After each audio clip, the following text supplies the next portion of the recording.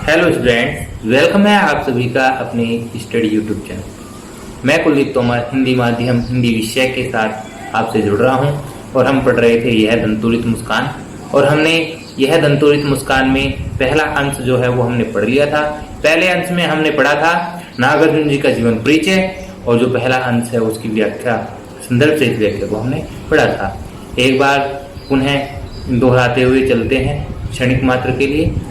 नागार्जुन जी ने लिखा है यह दंतोरित मुस्कान। नागार्जुन जी का जो जन्म हुआ है वो 1911 में हुआ है, बिहार राज्य में हुआ है। बिहार राज्य का एक जिला है दरभंगा। दरभंगे जिले में एक सतलखा नामक गांव है जहाँ पे नागार्जुन जी का जन्म हुआ है। ठीक है बेटा, ये एक फक्कड़ स्वभाव के व्यक्ति थे। कौन? नागार्जुन जी। फक्कड़ मैंने आपको इससे प्रीवियस वीडियो में बता ही चुका हूँ फक्कड़ क्या होता है। अगर जिस बच्चों ने ये प्रीवियस वीडियो नहीं देखी तो वो पुनः एक बार जरूर देख ले, क्योंकि अगले वाला पार्ट आज हम कर रहे हैं। इससे जो पहला अंश था वो हमने कर चुके हैं। उसमें क्या है, जो नागार्जुन जी है ये स्वतंत्रता सेनानी संग्राम के लिए बाहर गए हुए हैं, आंदोलन से जुड़े हुए हैं। अर्थात इनके यहाँ पे एक छोटा बच्चा होता है जिसको नागार्जुन जी ने नहीं देखा था। अर्थात उस छोटे बच्चे का जन्म बाद में हुआ है। उस समय नागार्जुन जी घर पर नहीं रहते। जब नागार्जुन आते हैं तो हताशा निराश युक्त रहते हैं।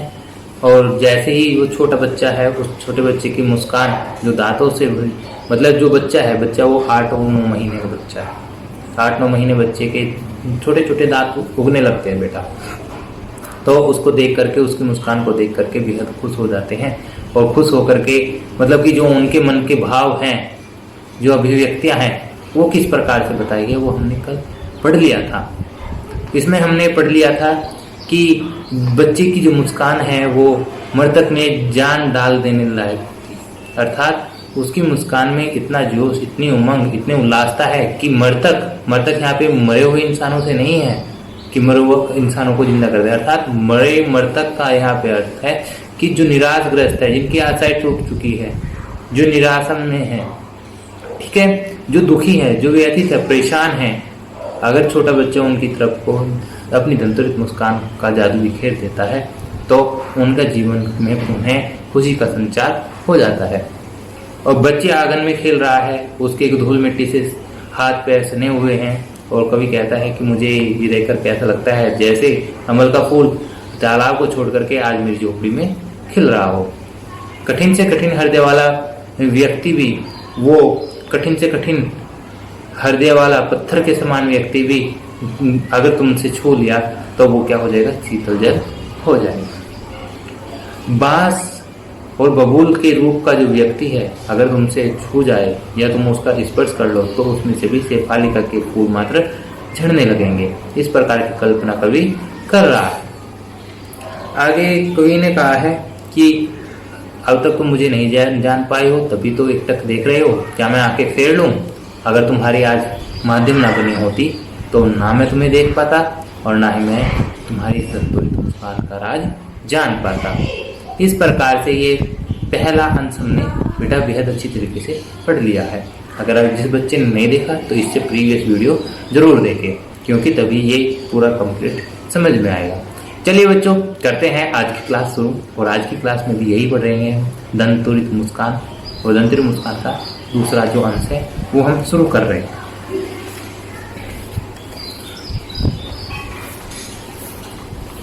चलिए बच्चों पढ़ते हैं। कहा है, धन्य तुम माँ भी तुम्हारी धन्य, चिर प्रवासी मैं इतर मैं अन्य, इस अतिथि से प्रिय तुम्हारा क्या रहा संपर्क, उंगलियां माँ की कराती रही मधुपर्क, देखते तुम इधर कनखी मार, देखते तुम इधर कनखी मार, और होती जब की आंखें चार, तब तुम्हारी दंतोरित मुस्कान मुझे लगती है बड़ी है छविमान। देख कितना अच्छा बेटा, इतना सुंदर रूप, इतनी सुंदर अभिव्यक्ति नागार्जुन जी ने इसमें दी है। बच्चे की मनमोहक हंसी को देख करके, जो छोटे छोटे दांत बच्चे के आए हैं, उसकी दंतोरित उस मुस्कान को देख करके जो अभिव्यक्ति, जो भाव मन में जगा है, वो कवि ने इतने सुंदर शब्दों में ब्याह किया है, देखिए क्या प्रभाव पड़ता है आप पर भी। देखिए धन्य तुम, माँ भी तुम्हारी धन्य है। हे मेरे प्यारे बच्चे, कह रहा है ना, मतलब कि इससे पहले उसमें कहा था कि क्या जो तुम्हारी माँ अगर माध्यम न बनी होती तो बेटा मैं तुमको नहीं देख पाता और ना ही मैं तुम्हारी दंतुत मुस्कान को कभी जान पाता। तो इसलिए कह रहा है कि धन्य तुम, कि हे मेरे प्रिय पुत्र, हे मेरे बालक, हे प्रिय बच्चे, तुम भी धन्य हो और धन्य तुम्हारी माँ, और तुम्हारी माँ भी बेहद ही धन्य अर्थात भाग्यशाली है। तुम भी धन्य हो और तुम्हारी माँ भी बेहद धन्य है। चिर प्रवासी मैं इतर मैं अन्य, कि तुम भी धन्य हो, तुम्हारी माँ भी धन्य है कि तुम एक दूसरे के साथ, एक दूसरे के प्यार से, एक दूसरे के संबंध में रहे हो। मैं चिर प्रवासी मैं इतर, कि मैं यहाँ पर चिर प्रवासी हूँ, कहीं दूर से तुम्हारे यहाँ पास आ गया हूँ। मैं अन्य, कोई मैं तुम्हारी कोई दूसरा ही हूँ। बच्चे को कह रहा है कि तुम भी धन्य हो, तुम्हारी माँ भी धन्य है, लेकिन एक मैं अन्य, कि मैं ही कोई दूसरा तुम्हारे कहीं दूर से चल करके तुम्हारे पास में आ गया हूं। देखिए बेटा, प्रवासी, प्रवासी को इंग्लिश में बोलते हैं माइग्रेट। माइग्रेशन आपने सुना होगा एक वर्ड, माइग्रेट, माइग्रेशन, वो प्रवासी होता है। ठीक है, मतलब कि कहीं किसी दूसरे स्थान से प्रस्थान करके दूसरी जगह पे सेटल हो जाना, वो माइग्रेट, माइग्रेशन होता है, प्रवासी बोलते हैं उसको हिंदी में। ठीक है बच्चे, कह रहा है तुम धन्य, एक तुम्हारी माँ धन्य, एक तो बेटा तुम धन्य हो, एक तुम्हारी माँ धन्य है। तुम आपस के में संबंध से, स्नेह के संबंध में रहे हो। एक मैं हूँ दूसरा व्यक्ति जो तुम्हारे यहाँ पर किसी दूसरे स्थान से तुम्हारे पास आ गया हूँ। आगे कहा है इस अतिथि से प्रिय तुम्हारा क्या रहा संपर्क, कि मैं तुम्हारे लिए बेटा अनजान हूँ और इस अतिथि से अर्थात इस मेहमान से तुम्हारा अब तक कोई भी संबंध, कोई भी संपर्क नहीं रहा है। उंगलियां माँ की कराती रही है मधु पर, और हाँ कह रहा है उंगलियां माँ की, कि तुम अपनी माँ को ही भली भांति जानते हो, क्योंकि वो अपने स्नेह से, वो अपने प्यार से, वो अपने आंचल का जो मधुपर्क है, अर्थात मधुपर्क बेटा 5 तत्वों से मिला हुआ एक सामग्री मिश्रण होता है। इसमें दूध, घी, शहद, नाना प्रकार के 5 व्यंजन होते हैं जो छोटे बच्चों को खिलाए जाते हैं। तो मधुपर्क है मतलब कि उंगलियों से तुम्हारी माँ ने तुम्हें अब तक अपने स्नेह से, अपने आंचल से, अपनी ममता से तुम्हें मधुपर्क कराती रही है, अर्थात दूध, घी, जिसे पंचामृत भी कहते हैं बेटा मधुपर्क को। पंचामृत अर्थात 5 अमृत तत्वों के समान, 5 तत्वों का समावेश होता है। दूध, घी, दही, शक्कर, ठीक है ना, शहद, ये क्या होता है, ये मधुपर्क होता है।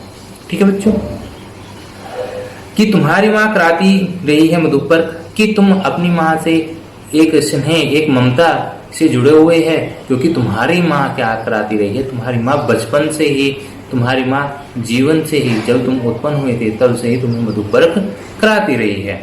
देखते तुम इधर कनखी मार, और जब ये तुम ऐसे कनखी मार मतलब कि बेटा तिरछी तिरछी नजरों से, ऐसे जो बच्चे देखते हैं ना, मतलब टेढ़ी नजरों से करके एक टक से देखते रहते हैं, और जब कोई दूसरा व्यक्ति उनको देखता है और उनकी तरफ को देख करके जब आंख से आंख मिलती है बच्चे की और उस व्यक्ति की, मतलब कि कवि की, तो बच्चा हंसने लगता है। देखिए क्या है, देखते तुम इधर से इधर कनखी मार, और तुम जो ये कनखी मार देख रहे हो, अर्थात तिरछी नजरों से मुझे ताक रहे हो, झांक रहे हो, देख रहे हो, और होती जब की आंखें चार, और जब तुम्हारी और हमारी जो आंखें मिलती हैं, मतलब बच्चे की और उसका जो संपर्क हो जाता है, कवि का उसके पिता का संपर्क हो जाता है, तब तुम्हारी दंतुरित मुस्कान, तो तुम्हारे चेहरे पर एक दंतुरित मुस्कान, धातुयुक्त मुस्कान आ जाती है।